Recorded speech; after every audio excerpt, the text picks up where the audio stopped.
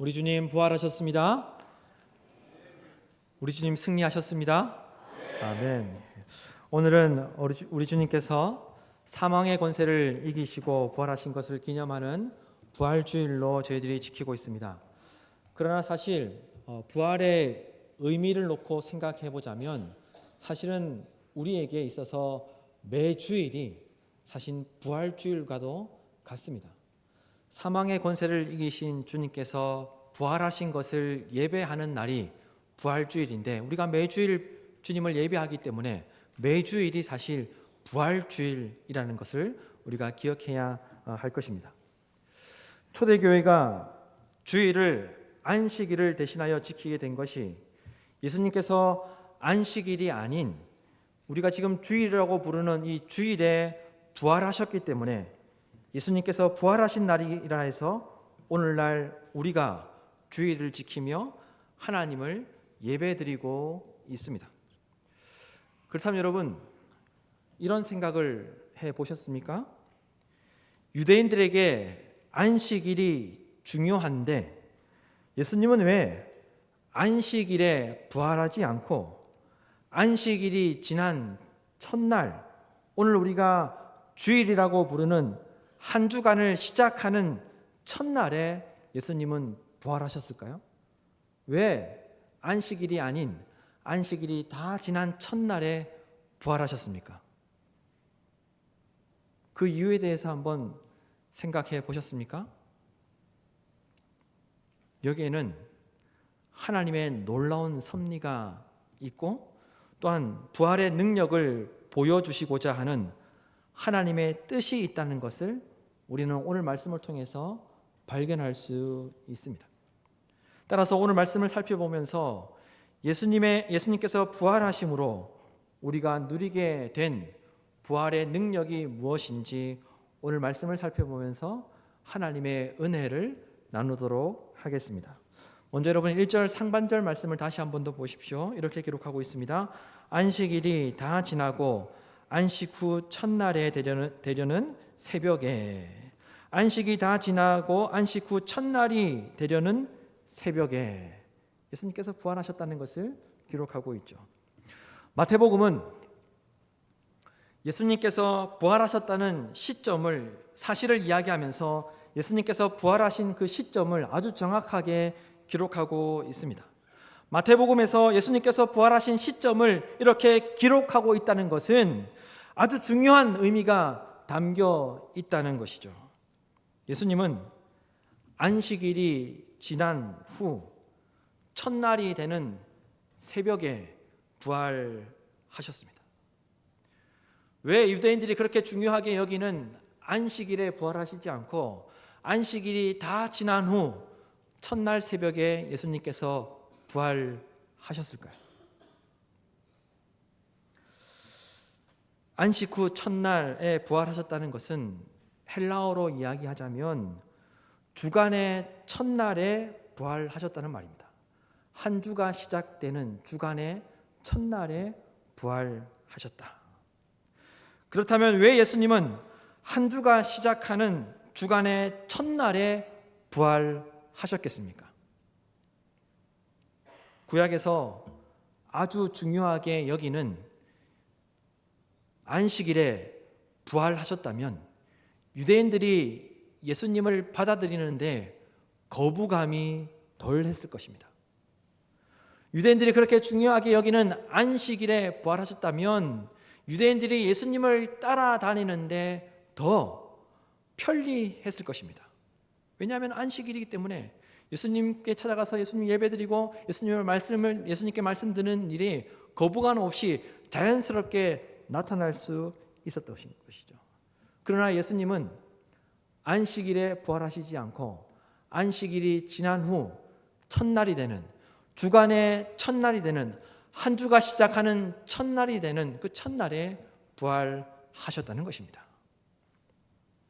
예수님은 십자가에서 다 이루었다, 내가 다 이루었다 말씀하신 후에 죽으셨고, 그리고 안식일에는 예수님도 무덤에서 안식하셨습니다.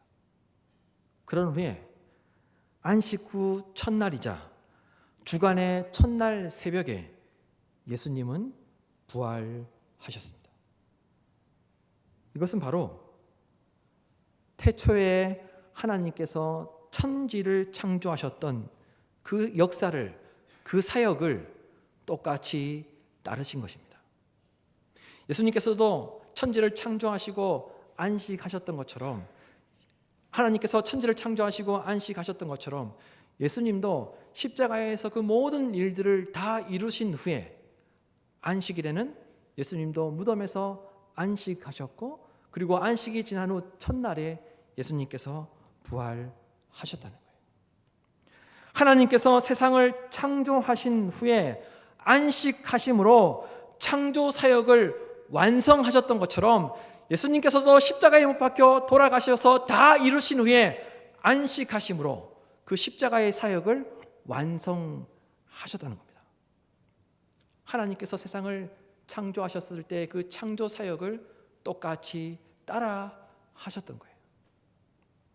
그런데 아담과 하와는 하나님께서 친히 창조를 하셨던 그 창조 역사 가운데 자신들이 하나님처럼 되려고 함으로 하나님의 창조 사역과 하나님의 창조 질서를 파괴하게 됩니다. 자기들이 하나님처럼 되려고 하는 그런 죄악을 범함으로 인하여서 하나님께서 창조하셨던 그 창조의 역사를 파괴시켜버리죠. 하나님의 창조 질서를 무너뜨리게 됩니다. 그래서 죄의 열매로 가득한 세상에서 우리가 살게 되었는데, 예수님은 다시 새로운 한 주간을 시작하는 첫날 하나님의 창조의 역사를 다시 회복하시고자 주간의 첫날에 부활하셨다는 것입니다. 따라서 예수님께서 주간의 첫날 부활하신 것에 대한 의미는 예수님으로 말미암아 다시 새로운 창조 역사가, 창조 질서가 시작되도록 하시기 위해서 예수님이 안식일이 지난 후 첫날 부활하셨다는 거예요. 여러분, 예수님의 부활하심으로 오늘날 우리에게 새로운 창조의 세계, 새로운 창조의 질서가 세워지게 되었고, 예수님을 믿는 우리가 그것을 경험할 수 있도록 하시기 위해서 예수님은 안식일이 지난 후 첫날에 부활하셨다는 겁니다. 여러분 보십시오. 하나님께서 세상을 창조하실 때 가장 먼저 무엇을 창조하셨습니까? 고개 숙이지 마시고,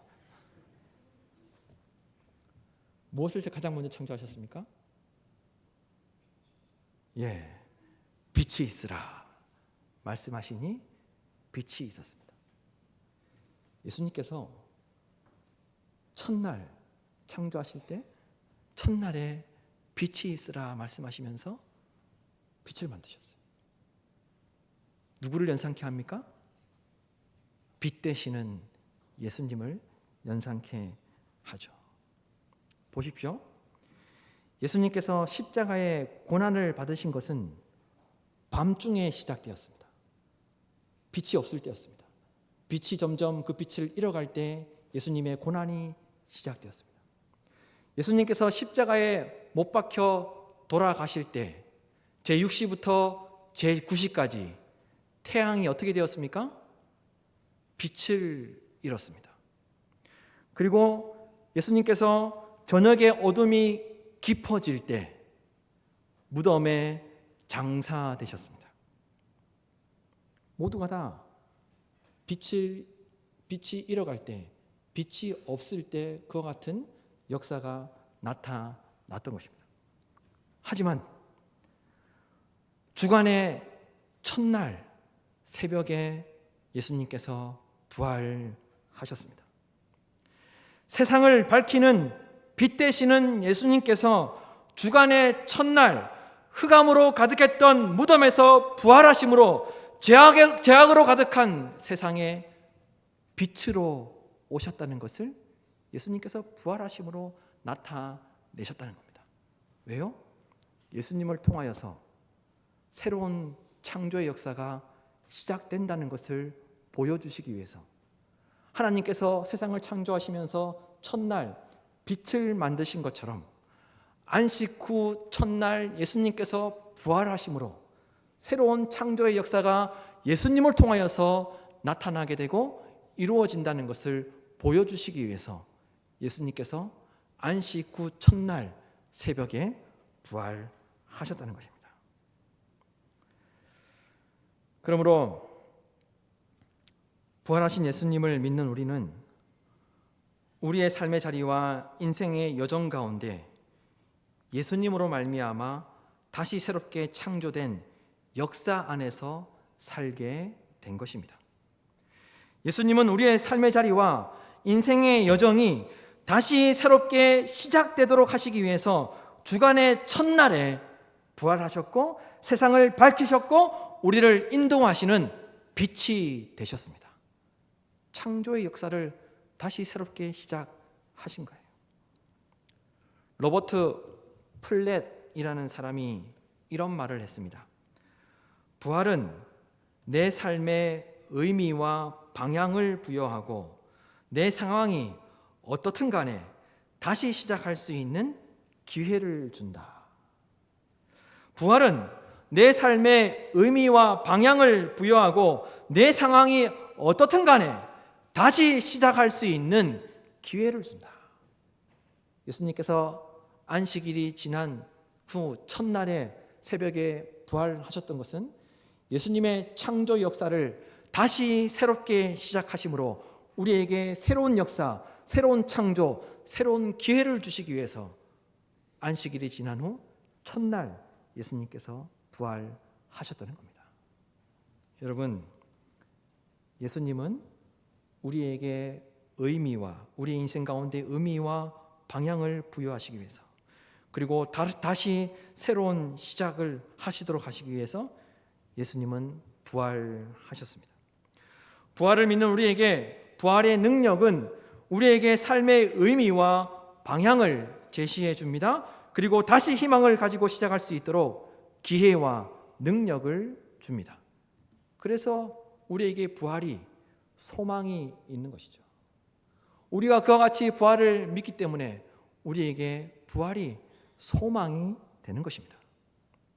그러므로 예수님께서 주간의 첫날에 부활하셨다는 의미를 마음에 깊이 새기시고 삶의 자리에서 그리고 인생의 여정 가운데 날마다 부활의 능력을 경험하는 우리 모두가 되기를 간절히 소망합니다. 그렇다면 예수님께서 부활하심으로 그 부활의 능력이 또 어떤 모습으로 우리에게 나타나게 되었는지 좀 더 구체적으로 살펴보도록 하겠습니다. 1절, 여러분 1절 하반절에서 3절 말씀인데 다 같이 읽도록 하겠습니다. 막달라 마리아와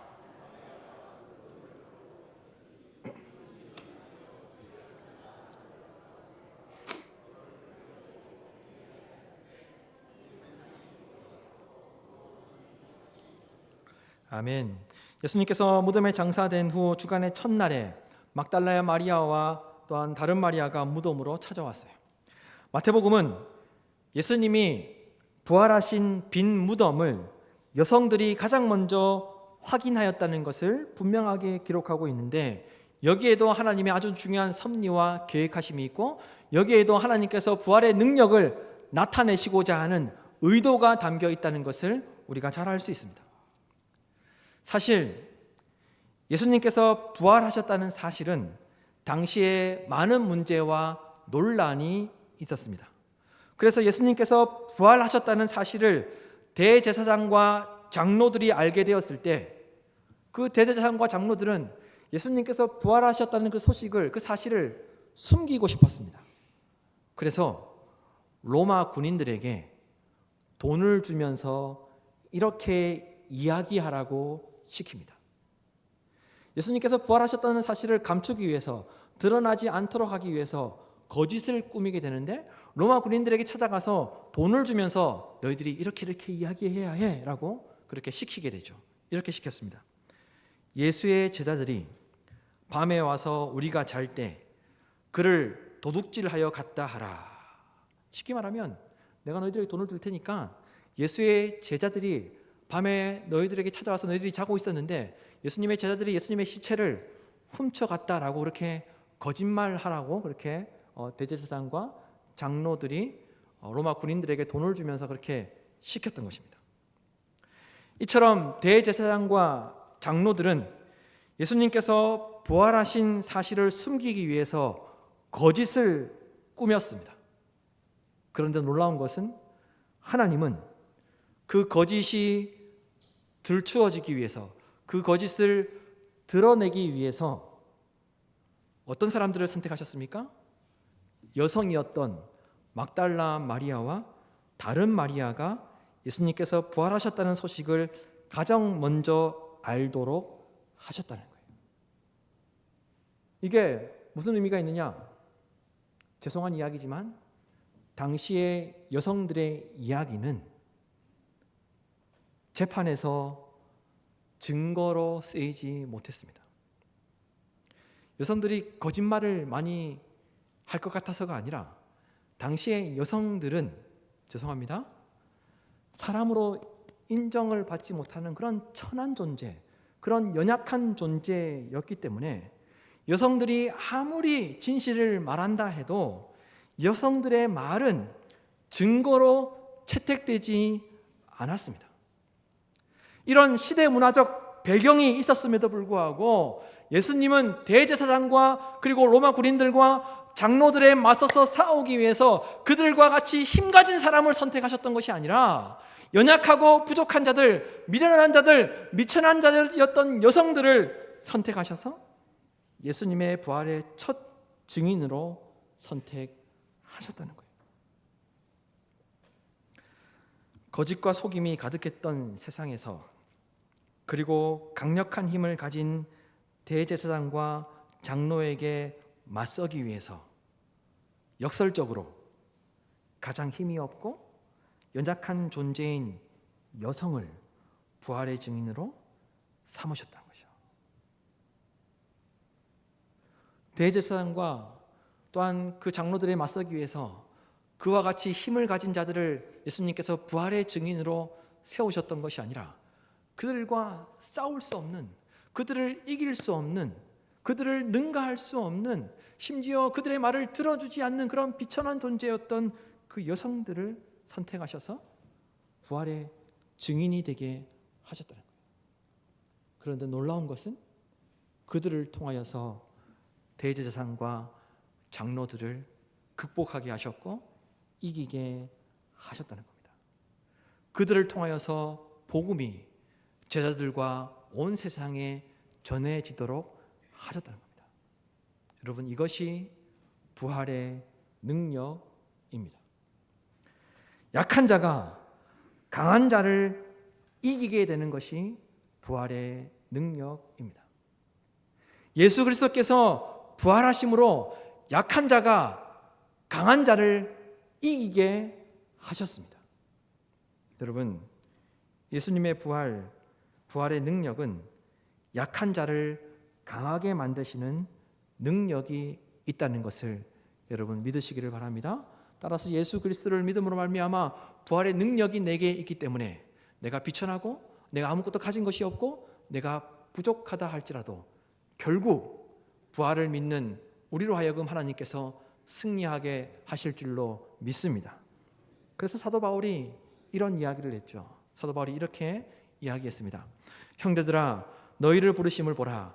육체를 따라 지혜로운 자가 많지 아니하며 능한 자가 많지 아니하며 문벌 좋은 자가 많지 아니하도다.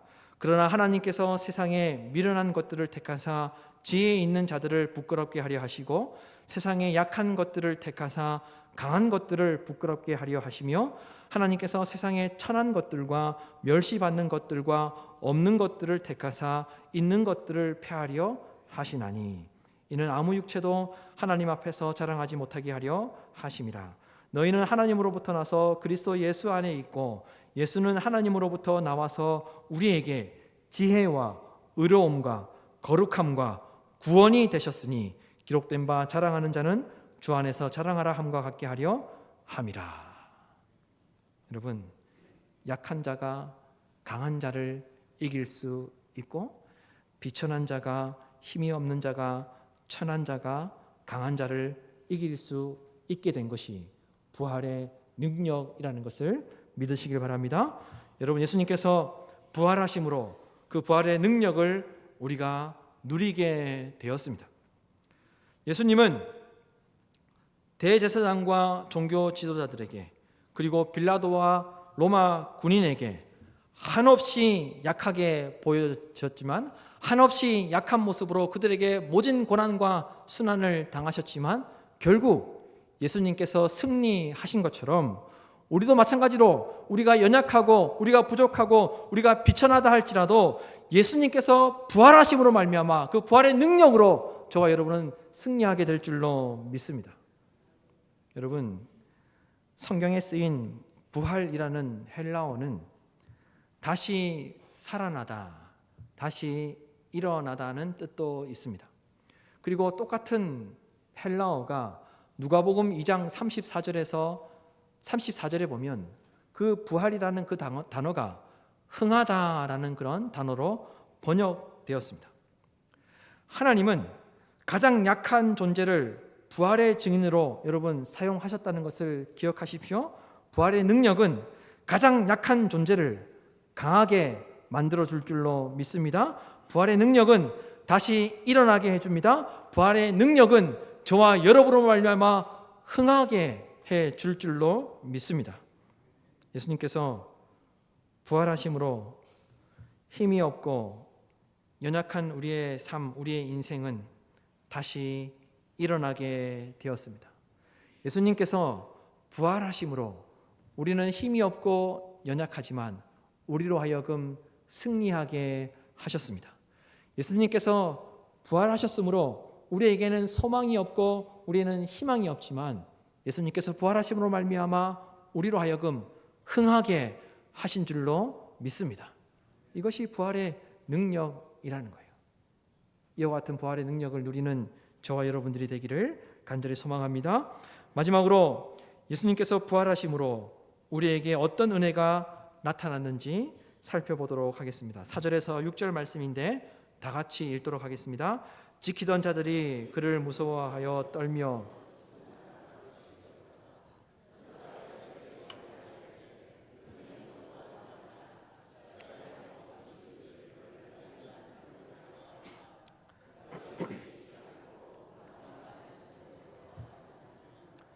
와서 그가 누우셨던 것을 보라. 아멘.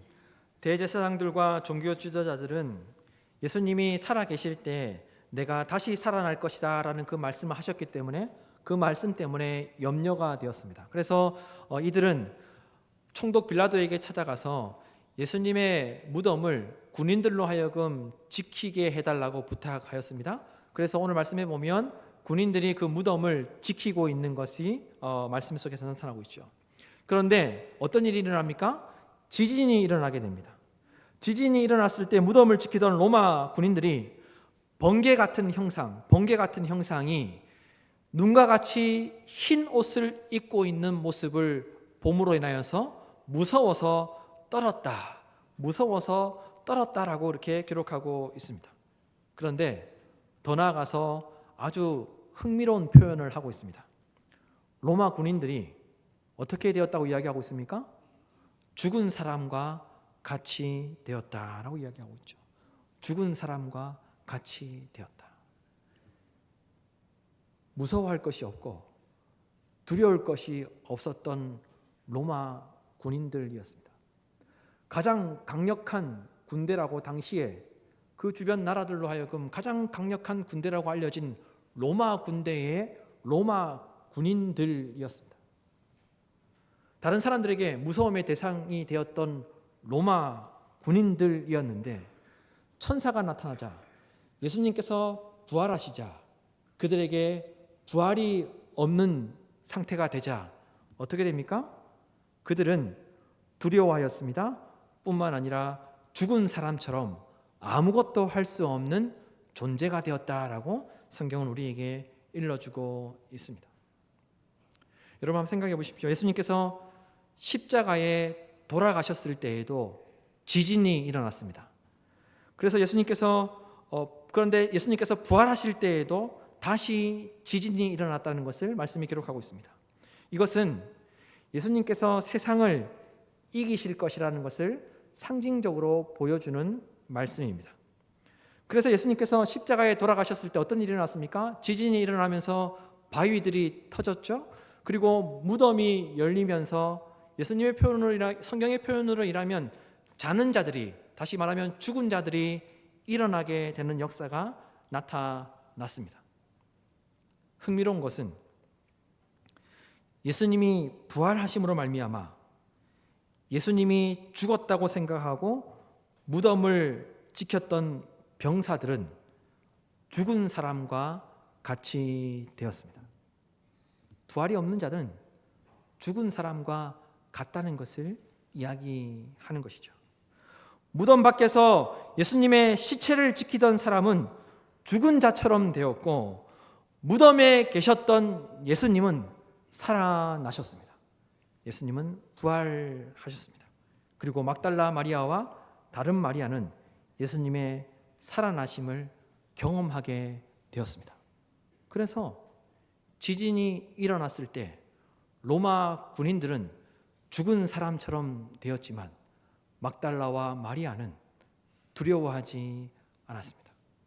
부활의 능력을 그들이 경험하였던 것이죠. 부활의 능력이 그들에게 있었기 때문에 어떠한 환경 속에서도, 어떠한 상황 속에서도 두려워하지 않았고 죽은 자처럼 되지 않았다는 것입니다. 그러나 힘을 가지고 있었던 로마 군사들, 무서울 것이 없었던, 두려울 것이 없었던 로마 군인들은 그들에게 부활의 능력이 없었기에 죽은 사람처럼 되고 말았다는 것입니다. 빌리 그레암 목사님의 아들인 프랭클린 그레암 목사님은 부활에 대해서 이런 이야기를 했습니다. 부활은 하나님의 능력이 우리가 직면할 수 있는 어떤 장애물보다 더 위대하다는 것을 상기시킨다. 부활은 하나님의 능력이, 다시 말하면 부활의 능력이 우리가 직면할 수 있는 어떤 장애물보다 더 위대하다는 것을 상기시킨다.